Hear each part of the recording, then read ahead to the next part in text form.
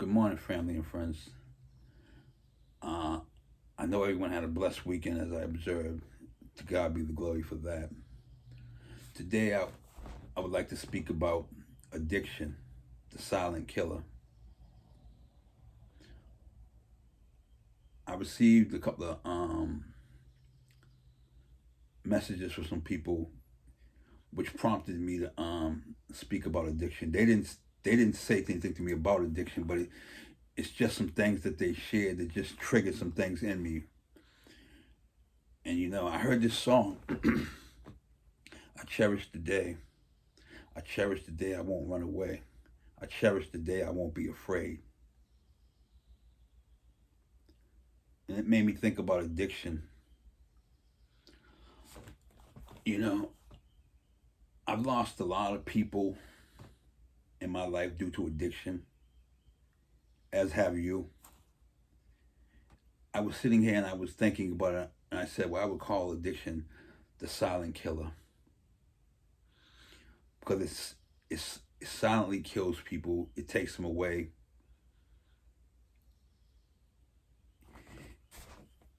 Forgive me for pausing, but it's just so painful what I'm about to share with you.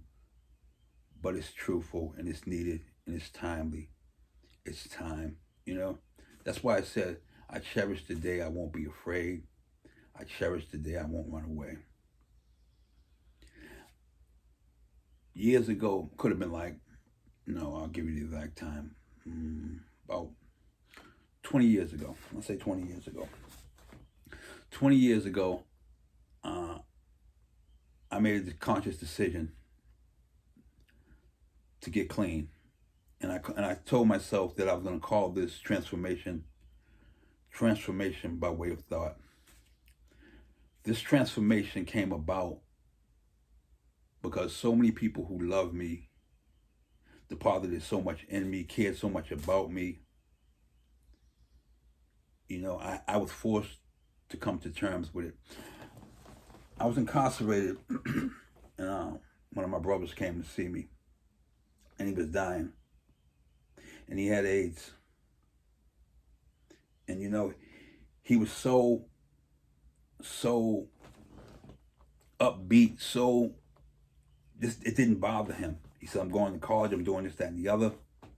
And I'm sitting there and I'm looking at my brother telling me this, and he's worried about me. And I'm looking at my other brother and I'm like, what? You dying? What, y'all just accepting this? And I'm like, I told my brother, I can't do this. He said, what do you mean? I said, I can't do this. You all gonna have to leave. He said, what? I said, you have to leave. They left. I went back to my hole in the wall and I thought about some things. At the time, I was doing drugs, selling drugs, coke and dope. I told my man, I said, listen, I can't do this no more. He said, what you mean? We killing him. I can't do this no more. You take all of that. You whatever, man. You do whatever. I'm done. I'm done. I made a conscious decision to say I'm done because when I sat and I thought about my brother and I thought about a lot of things, man, my life played before me, man. I came into that grown man course that I constantly mention. I realized that in my life and in so many other people's lives, in my life and in so many other people's lives, the common denominator to everything that stopped us or preventing us from being great or preventing us from being who we were meant to be was drugs or alcohol.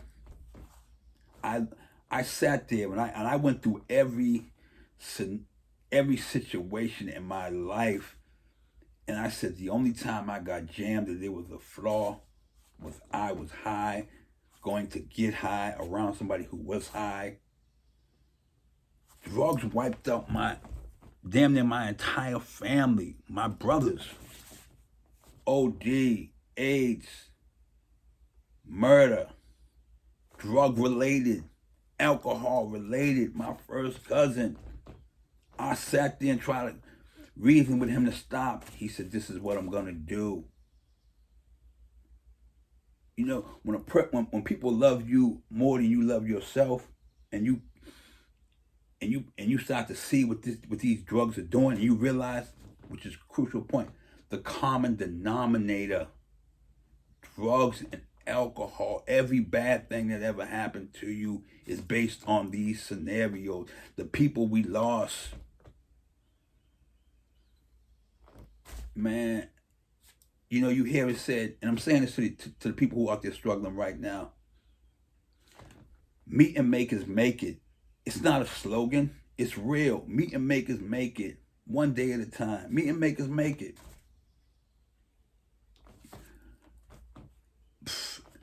I cherish the day you won't run away. I cherish the day when you won't fear going to a meeting, being ridiculed. Bro, I'm sitting right here, bro. I'm sitting right here. I went to a meeting. The meeting saved my life. I met some beautiful people.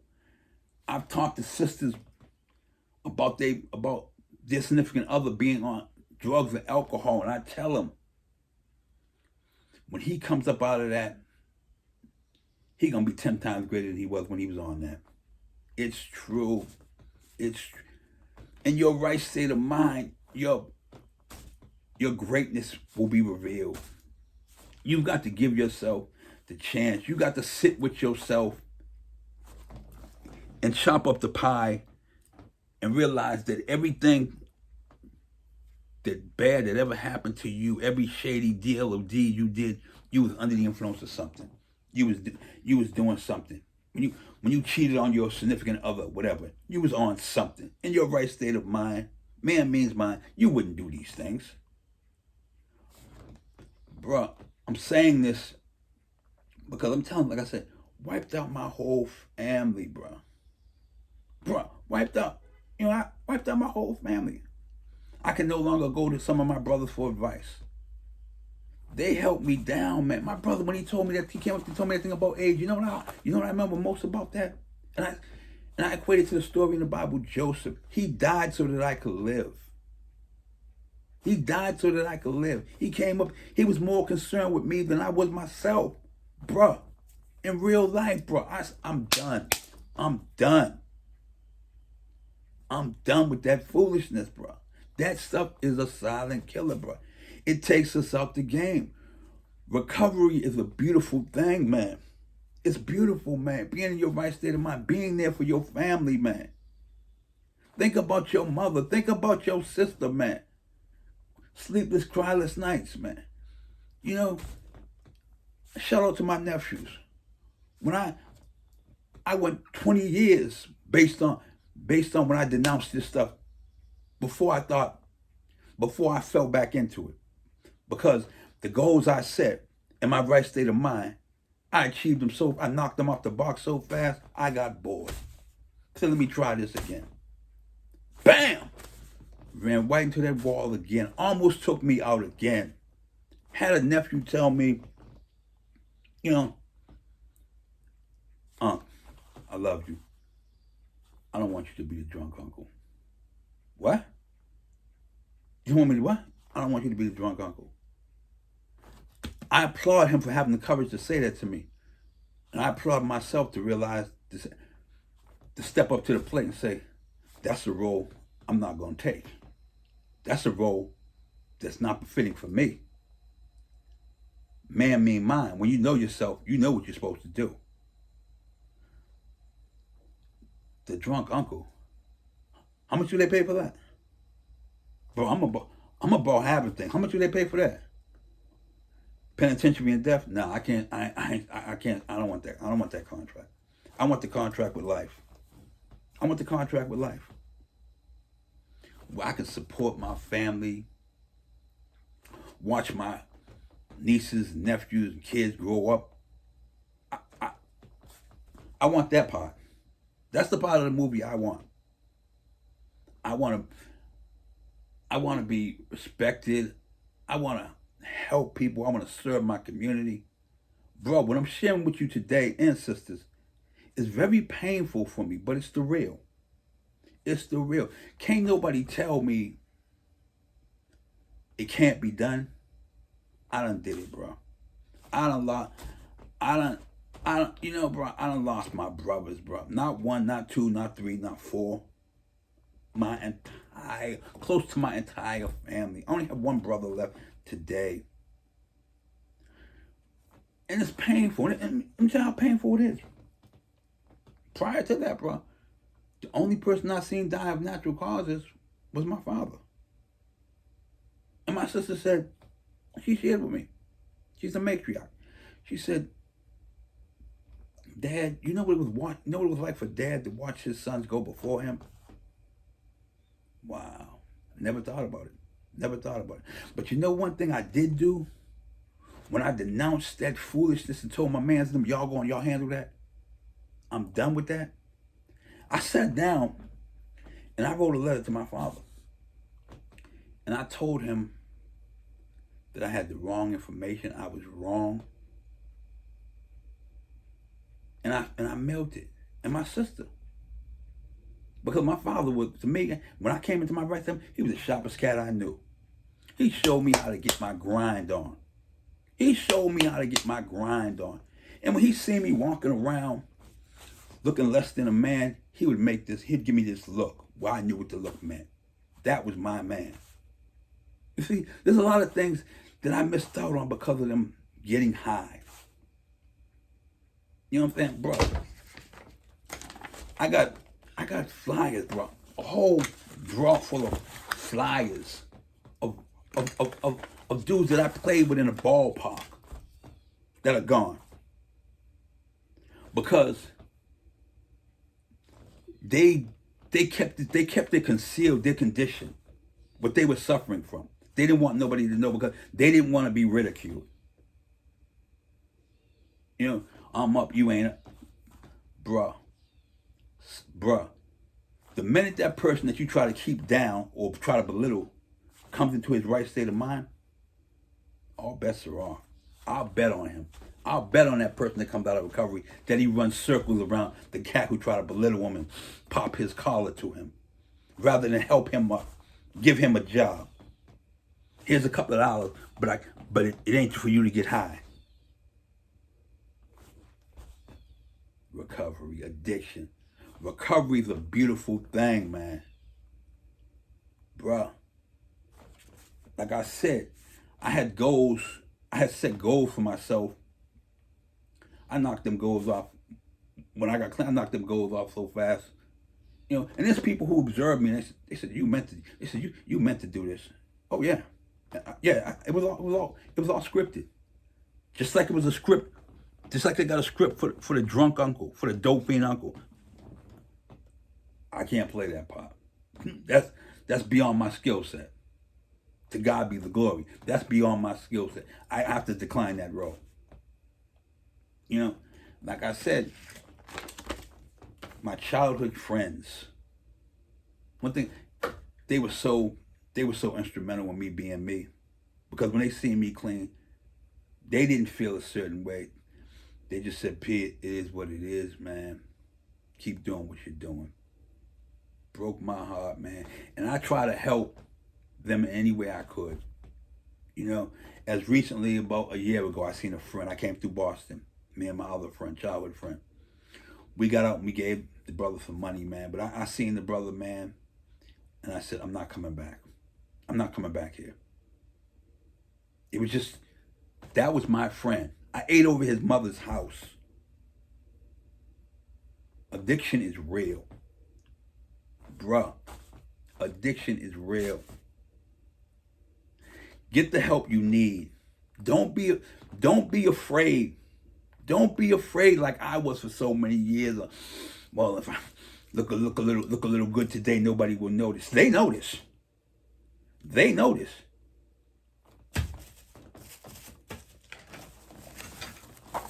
The drunk uncle requires nothing. Leads to death. Total disrespect, embarrassment to the family. You'll hear it say, well, you know, there's some brothers who will say, well, some people, I'm not gonna say brothers, I'm not gonna say brothers. Some people will say, well, it's in the community. You know, they put it in our community. Bro, I don't live in a world where I deal with excuses. I deal with reality. Reality is there's guns in my community. Does that mean I'm gonna pick up one and blow my brains out? These are choices. Now I'll give you, you're not in your right state of mind, but once you come into your right state of mind, then you have a choice. You have a choice. You either live or you pick up the gun and you blow your brains up with the silent killer addiction. I would give anything to hang out with my brothers and sit and talk, but that ain't gonna happen. They died so that I could live, bro. And I'm sharing today with you so that you can live, so that your family can live, so that your kids can live. Your son doesn't want the dope fiend dad. He wants dad. He wants the guy who's at his games, whether he wins, lose, or draw. You know, my wife always told me, she says, kids don't care about things, they care about time. I got nephews, you can't pry them away from their kids. The minute they're off of work, they're with their kids. Life is good if you're not addicted, if you're in your right state of mind. Please share this. Let brothers know it's okay to ask for help. We need you. I need you. I need you. They're gonna be cats throwing arrows at me, bro. I done been through too much. I done been through too much. You know, I know too much. I've seen too much. I'm not one of them cats, man. I do not jump in pictures because everybody's wearing a suit and I want to be part of the gang. I can stand alone. I can stand alone. I can stand in that picture and be like, nah. And I don't. And I'm gonna tell you something. If you really notice something about me, you never see me jump in pictures with a bunch of guys. I don't know all those guys first and foremost. And I'm very careful who I have around me. I'm very careful of that. And as you have to be, we're living in different times. You got to be very careful of who's around you. You don't know what they're going to bring, what type of excess baggage they just did up the street or what they did. Don't jump in bro. If you see me in a picture with a person or brothers, I know them brothers by way of character. I sat and I ate and I did things. I'm not a clout chaser. And it's not a knock on, I'm not saying people, it is what it is. I'm here to talk about addiction. I'm here to let brothers and sisters know, man, this is a silent killer. We need to be on top of it. We need to support one another. We don't need to walk past a person when he's down and out, take a video of him. No, we need to help him. We need to find somebody who knows better than us that can help him.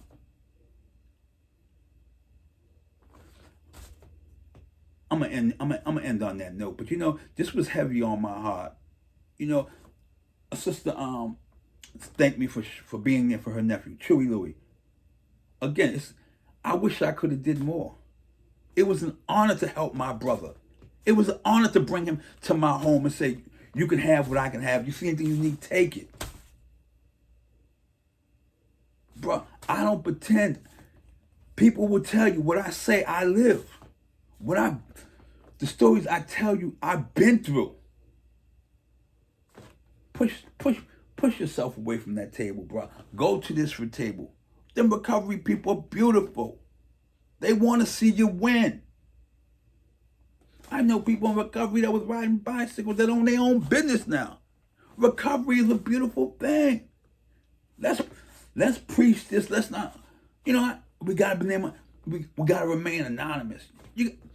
It's all right to remain anonymous, bro, but there's somebody who's suffering, who should not remain anonymous, who should be getting the help they need. I hope in some way, shape, or form this helps someone. This gives them the strength to reach for help. If I reach one person, to God be the glory. My brothers didn't die in vain if I reach one person. To God be the glory. Have a blessed day.